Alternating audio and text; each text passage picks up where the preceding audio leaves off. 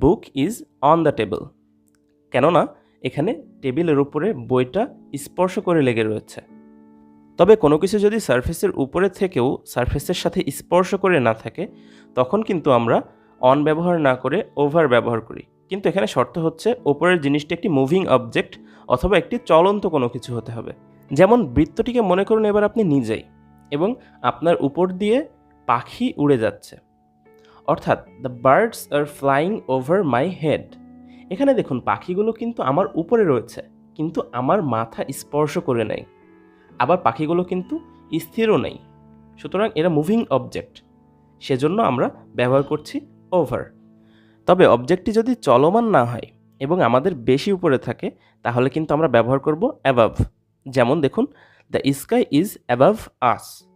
এখানে দেখুন আকাশ আমাদের উপরে আছে, কিন্তু আকাশ কিন্তু চলমান না, সে কারণেই আমরা এখানে ওভার ব্যবহার না করি।